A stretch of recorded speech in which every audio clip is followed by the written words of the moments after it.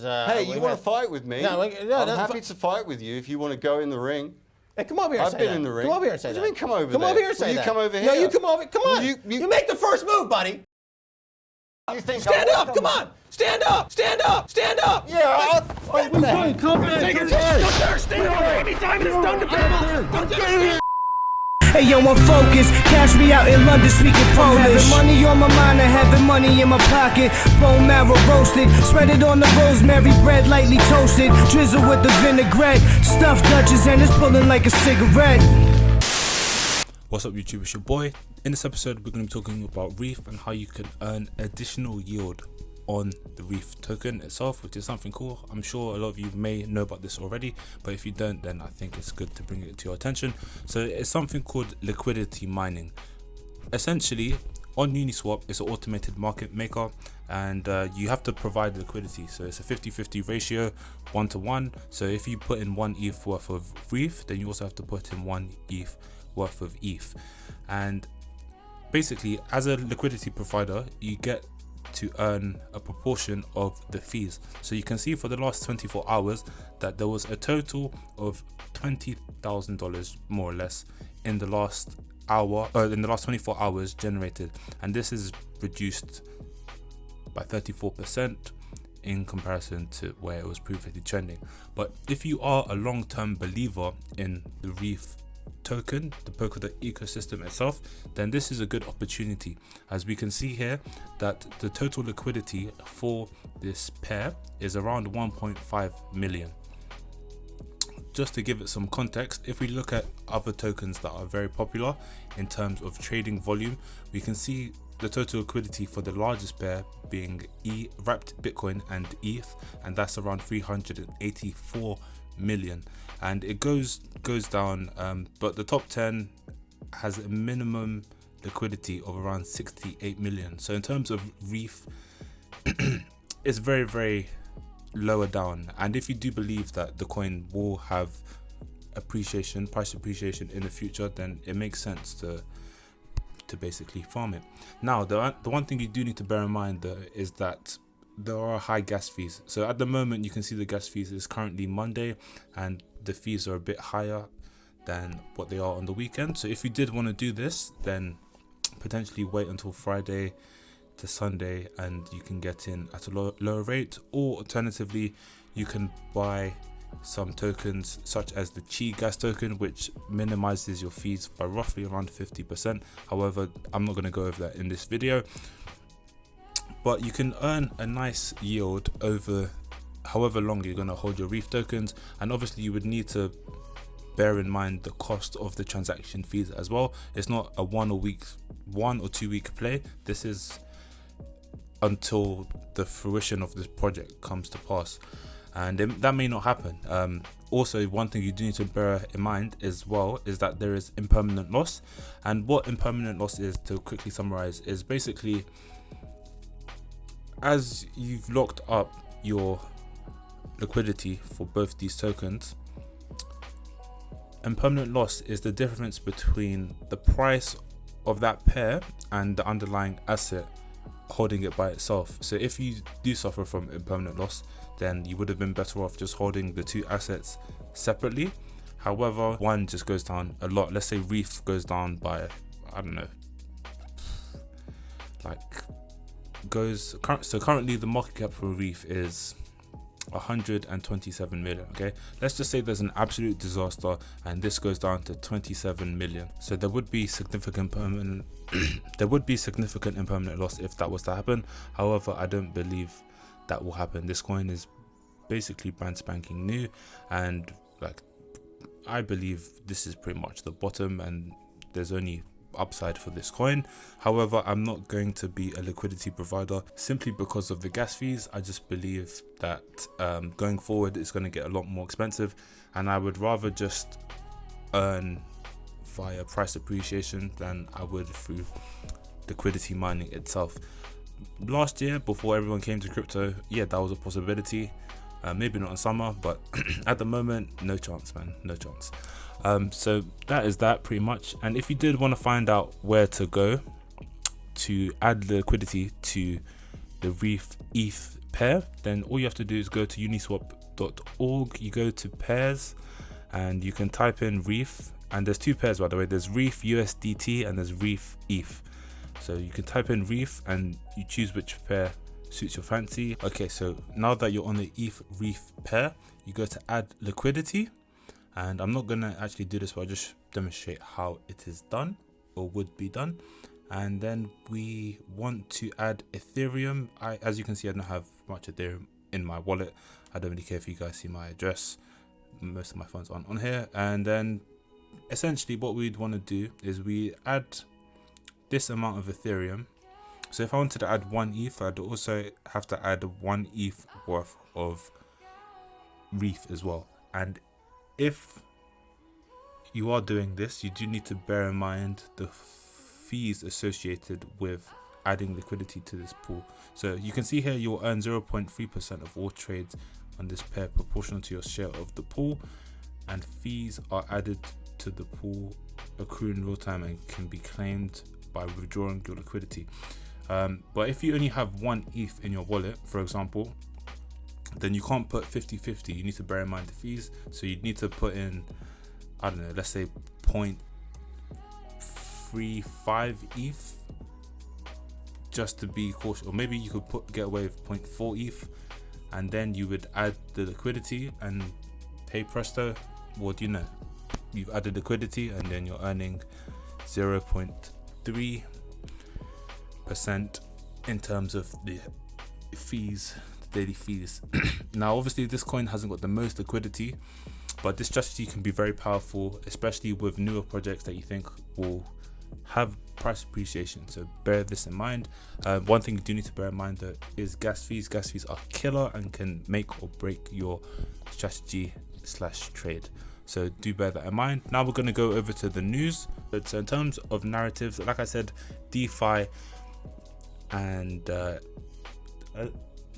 what did I say? I said DeFi and NFTs, I believe. But in terms of this article here, it's basically backing up what I've said. So I would argue that oracles are part of DeFi. If you disagree, then hey, whatever. But in terms of oracles, the main ones have done quite well. So in the past I did talk about API free on my channel. You guys can go back and check.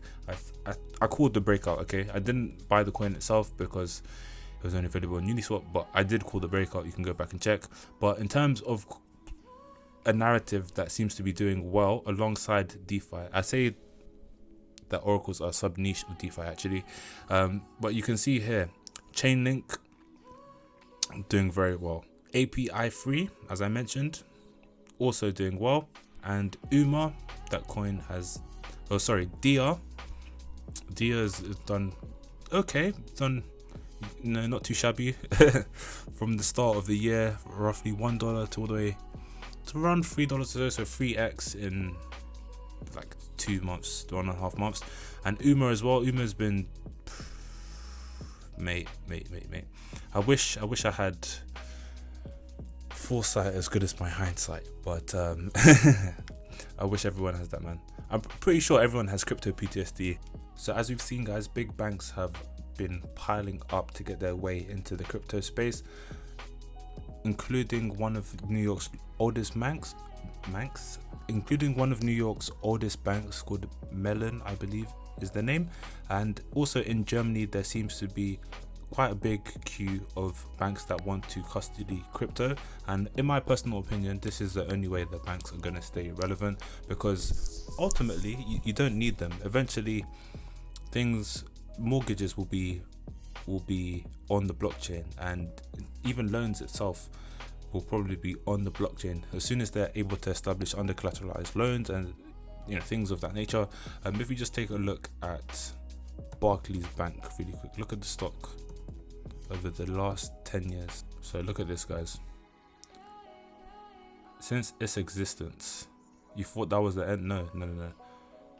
This is how bad it is. Okay, so since its existence, let's say it started here, I'm not sure if it did or not, but for argument's sake, yeah, it was going well up until the 2000. Well, you guys can see for yourself how this bank has been performing ever since 2007. Let's say just before the global crash. This bank has not been doing the same, and I'm sure these profits only came about because of its bad practices. After all of the different regulation, you can see how it's performing. And is this going to change? I don't think so. I think banks are outdated. They rob you of fees. They make your life difficult if you're a small business owner. They give selective credit to few, and they tend to just screw you over in every sense. So if we take a look at another bank, this is the share price for Lloyds, and you can see here it's very similar to Barclays. In the 90s it was performing okay, and then as soon as we got into the tens or the noughties, I don't know what the term is for that, you can see here just poor performance. And after 2008 it's just been on the decline. The only time it's had somewhat of a rally was from 2012 up until 2014, and ever since then it's just been lower highs. And the narrative is not going to change, in my opinion. Who would want their money in a bank where you get 0.1%, as opposed to places like Nexo, BlockFi, Celsius? You can get 10% minimum on stable coins, and sometimes 16%, 14% on selective altcoins as well. So it just doesn't make sense to me. And the only way banks are going to stay relevant, like quote unquote, is if they are able to offer crypto custody. And even then, when they do that, I'm sure they're still going to fuck up, because they're still going to do this stupid fractional reserve banking bullshit, and then they're not going to change their business model. That's why I prefer all these apps. But let me not ramble too much. So currently Bitcoin seems to be breaking down of this descending wedge, but I'm not going to trade this. I don't like it. It looks like a descending wedge, but in terms of the buying pressure, as soon as we get to like these levels, 44,000, just from the past, and also reading and staying up to date, I just believe that this won't really be a trade that's worth it. It would have been best to sort of get in, I don't know, maybe up here or so. But yeah, it's a bit too high risk. I'm just gonna wait for long opportunities, as there is more upside. With shorts, it's you can see how well they've worked out. There's only been a couple truly good short opportunities where you could make crazy gains, where like here, for example, here, maybe here and here. Really, other than that, you can see that it's sort of just been, it hasn't been a clean short opportunity, as opposed to the long opportunities, which are countless, and I'm not actually going to go over. But so long as we are above I believe this is the 200 EMA, the 200 moving average, then yeah, we are continuously going upwards, and I would not really bother shorting, because there's just no point shorting. Looking at Ethereum, so similar thing with Ethereum as well. You could have said that this was a descending wedge, and if you got the short, if you got in here basically yesterday night, then ultimately 1700 or just below that would have been a good get out target. But like I said, we are in a bull trend. You can see here Ethereum spent hardly any time below the 200 MA, and why would it if we're in a bull trend? So what you'd be looking to do is long these bounces, as opposed to trying to short it. Much like Bitcoin, there have been few opportunities to actually get a good quality short. So my strategy, which I think would make sense, is wait until Ethereum is undervalued. So you could wait until, for example, we are below the 21 EMA on the 4-hour chart, and that indicates that for the time being Ethereum is undervalued. And so long as you're not using too high crazy leverage, like 50x or anything stupid like that, then you would be able to sort of finagle the bagel and get your dough. So that's that. So in terms of setups, I would just say, to be honest, to wait, as there's nothing clear cut. Maybe wait for a potential W, or wait until Ethereum can break out above this 1880 current resistance. It's just a bit very not a bit really, it's Ethereum's very choppy and unpredictable these days in terms of trading.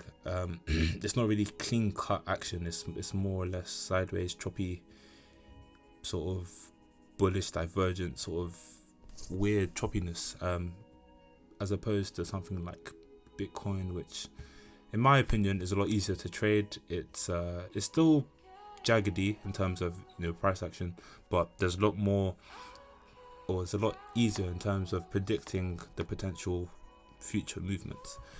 So yeah, that has been the video, guys. I know it's been short, hasn't been too crazy. If I do see a setup, then I will give you guys a signal. At the moment, I'm just on the sidelines. I had a little scalp today from here to here. That was that. My Bitcoin trade is still open. This one I'm just gonna let ride. My other trade on Femix got liquidated because I tried to like long from up here. I woke up minus 70 quid, so always good. But yeah, I made back what I lost pretty much. But yeah, just stay patient. In terms of Link as well, Link is in price discovery mode at the moment. It did come down to sort of test these levels here, and yeah, if you were interested in trading Link, I would say just wait until we surpass the $35 level.